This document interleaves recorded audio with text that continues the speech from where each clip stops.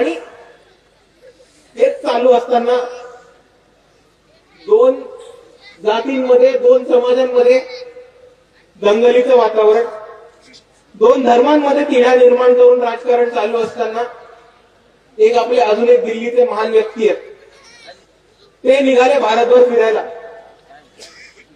आणि ते म्हटले हम इस यात्रा को कहेंगे भारत जोडो यात्रा. एक सोपी गोष्ट आहे आणि तुम्ही मला सांगा हे शक्य आहे की नाही की जाती तोडण्याच्या आधी भारत जोड़ना हे शक्य आहे की नहीं? नहीं. भारत जोड़ने के लिए पहले जाति तोड़ना पड़ता है. और जाति व्यवस्था तोड़ना है तो उसके लिए अंबेडकरवाद और बाबा साहब को अपनाना पड़ता है.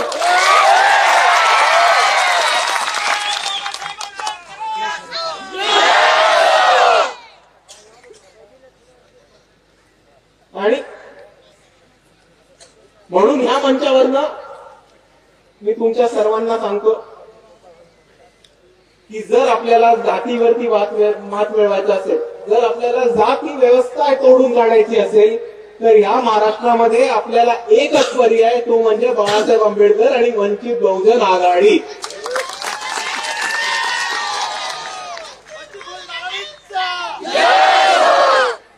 आणि म्हणून या काँग्रेसवाल्यांना सांगतो कि अभी तक मौका है, साथ में आ जाओ. आम्ही तुम्हाला प्रस्ताव पाठवले. मल्लिकार्जुन खरगेंना एक पत्र लिहिले, बाळासाहेबांनी राहुल गांधींना पत्र दिलं मुंबईच्या संविधान सन्मान महासभेमध्ये येण्यासाठी. पृथ्वीराज चव्हाण साहेब म्हणतात की आम्हाला हे पत्र मिळालंच नाही, असं काही पत्रच नव्हतं दिलं. अरे जर पत्र नव्हतं दिलं तर राहुल गांधींचे सबस्टिट्यूट म्हणून नाना पाटोळे स्वतःच्या इच्छेने आलेले का कोणी फोन करून बोलवलेलं त्यांना? का डायरेक्ट हेलिकॉप्टरनी लँड झाल्यावर? म्हणून या काँग्रेसवाल्यांना सांगू इच्छितो की अभी तक मौका है, साथ में आ जाओ. कारण आम्ही तर वंचित होत. आम्ही इकडे वंचितांचा लढा उभा करायचा प्रयत्न करतोय. इतके दिवस यांनी सत्तेच्या बाहेर ठेवलं, हे लोक सत्तेच्या बाहेर ठेवतायत. एक अजून टर्म सत्तेच्या बाहेर राहिलं तर काही फरक पडत नाही आम्हाला. तुमच्या प्रॉपर्ट्या, तुमचे शिक्षण संस्था, तुमचे साखर कारखाने, तुमचे सोयरे, तुमचे नातेवाईक हे टिकून ठेवायचे आहेत तुम्हाला. म्हणून तुम्ही सत्तेमध्ये जाण्यासाठी उलट्या उड्या मारताय. आम्ही सत्तेमध्ये जायची आम्हाला काय इमिजिएट इच्छा नाहीये.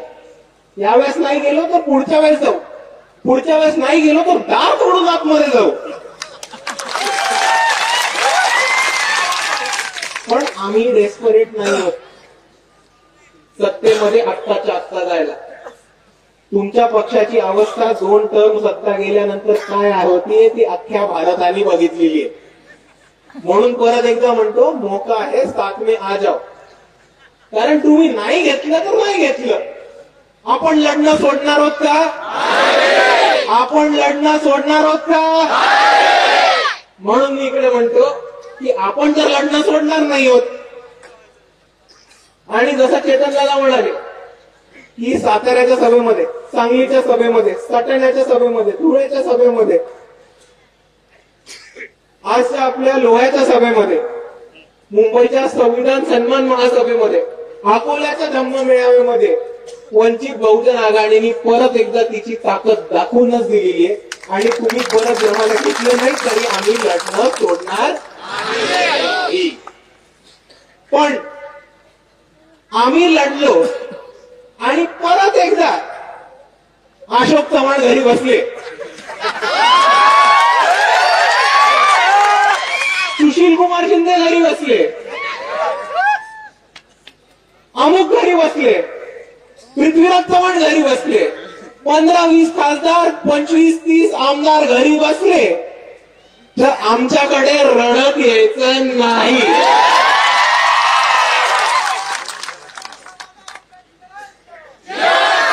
तुम्हाला संधी दिली होती, नंतर रडगाणं ऐकून घेणार नाही.